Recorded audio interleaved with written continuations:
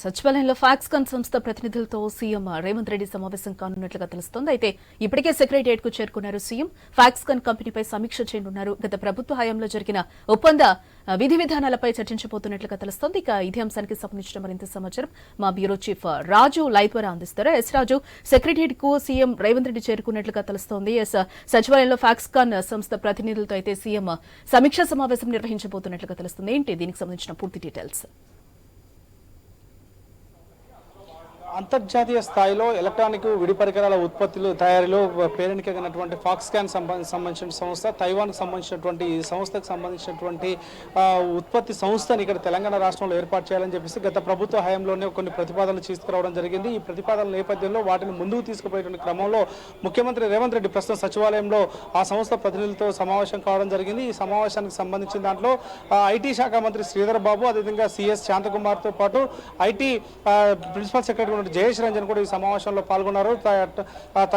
Taiwan సంబంధించినటువంటి Foxconn సంబంధించిన ప్రతినిధులు కూడా ఈ సమావేశంలో పాల్గొన్నారు. ఇందులో ప్రధానంగా ఆర్టిఫిషియల్ ఇంటెలిజెన్స్ తో పాటు ఎలక్ట్రానిక్ గుడ్స్, ఎలక్ట్రానిక్ కార్లు, అదేవిధంగా ఎలక్ట్రానిక్ పరికరాలు, టీవీ విడిభాగాలకు సంబంధించినటువంటి పరికరాల ఉత్పత్తికి సంబంధించిన సంస్థ చాలా దేశాల్లో ఇప్పటికే తన బ్రాంచ్లను ఓపెన్ చేయడం జరిగింది. అందులో భాగంగానే ఇప్పుడు తెలంగాణ రాష్ట్రంలో కూడా ఓపెన్ చేయడం కోసం గత ప్రభుత్వ హయాంలోనే ప్రతిపాదనలు రావడం జరిగింది. అయితే తెలంగాణ రాష్ట్రంలో వాటిని ఎక్కడ ఏర్పాటు చేయాలి, ఎంతమంది ఉపాధి వస్తుంది, దాని ద్వారా రాష్ట్రానికి వచ్చేటువంటి ప్రయోజనాలు, అదేవిధంగా వివిధ అంశాలకు సంబంధించినటువంటి పేరు జాతీయ స్థాయిలో అంతర్జాతీయ స్థాయిలో తెలంగాణ రాష్ట్రానికి ఎంతవరకు ఉపయోగం, ఈ విడిభాగాలు ఉత్పత్తికి సంబంధించినటువంటి సంస్థలకు నెలకొల్పుతాయి అన్నటువంటి అంశాలపైన ప్రధానంగా చర్చ జరుగుతూ ఉంది. గతంలో జరిగినటువంటి ఒప్పందాలకు సంబంధించి కూడా ఆ సంస్థ ప్రతినిధులు జయేష్ రంజన్ ద్వారా ముఖ్యమంత్రి దృష్టికి తీసుకెళ్లినట్టుగా తెలుస్తూ ఉంది. సో జయేష్ రంజన్ కూడా ఈ సమావేశంలో కీలకంగా వివరించబోతున్నారు.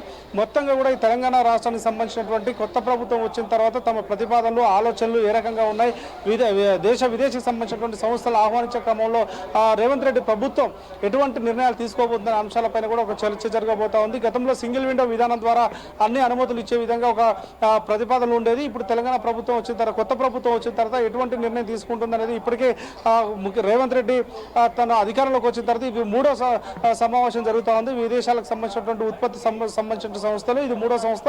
ఈ అన్నిటికి సంబంధించి కూడా ఒక త్వరలో ఒక నిర్ణయం తీసుకొని వాళ్ళకి కావాల్సినటువంటి సహాయ సహకారాలు అందించేందుకు తెలంగాణ రాష్ట్ర ప్రభుత్వం సిద్ధంగా ఉందని చెప్పేసి కూడా వాళ్ళు చెప్తున్నట్టు తెలుస్తూ ఉంది. అయితే ఈ సంస్థకు ఎంత మేర భూమి కేటాయించాలి, అదేవిధంగా అనుమతులకు సంబంధించినటువంటి అంశాలపైన ఎటువంటి చర్యలు తీసుకోవాలనే దానిపైన కూడా ఒక ప్రధానమైనటువంటి చర్చ జరుగుతుంది. గత ప్రభుత్వ హయాంలో జరిగినటువంటి ఒప్పందాలు, ఆ ఒప్పందాల్లో ఉన్నటువంటి ప్రయోజనాలు తెలంగాణ రాష్ట్రానికి కావచ్చు, స్థానికంగా ఉన్నటువంటి యువతకు కావచ్చు, ఎటువంటి ఉపయోగం జరుగుతుందన్న అంశాలపైన ప్రధాన చర్చ జరుగుతున్నట్టుగా తెలుస్తూ ఉంది. సుల్తాన్, అంటే రాజు, ఈ సమావేశం ఆల్రెడీ స్టార్ట్ అయిందా? ఇంకా ఎంతసేపు కొనసాగే అవకాశం ఉందని అంటే ఈ భేటీ కొద్దిసేపటి క్రితమే స్టార్ట్ కావడం జరిగింది. ముఖ్యమంత్రి ఇంటి నుంచి బయలుదేరి వచ్చిన తర్వాత వెంటనే ఈ సంస్థ ప్రతినిధుల కోసమే ఆయన ఇక్కడికి సచివాలయం రావడం జరిగింది. ఆయన షెడ్యూల్ ప్రకారం ఆయన ఢిల్లీ వెళ్లి ప్రధానమంత్రిని సాయంత్రం 4:30 గంటల తర్వాత కలిసే అవకాశం ఉన్న నేపథ్యంలో ప్రస్తుతం ఒక సచివాలయంలో మంత్రి శ్రీధర్ బాబు, సిఎస్ శాంతకుమారి, అదేవిధంగా జయేష్ రంజన్తో కలిపి ముఖ్యమంత్రి కూడా ఈ సమావేశంలో ఉన్నారు. వాళ్ళతో పాటు సంస్థ ప్రతినిధులు కూడా ఉన్నారు. దాదాపు 20 నిమిషాల పాటుగా ఈ సమావేశం కొనసాగుతుంది. మరికొద్దిసేపు ఈ సమావేశం జరిగిన తర్వాత ముఖ్యమంత్రి తన షెడ్యూల్ ప్రకారం బేగంపేట ఎయిర్పోర్ట్కి వెళ్ళి అక్కడి నుంచి ఢిల్లీకి బయలుదేరేటువంటి అవకాశం ఉంది.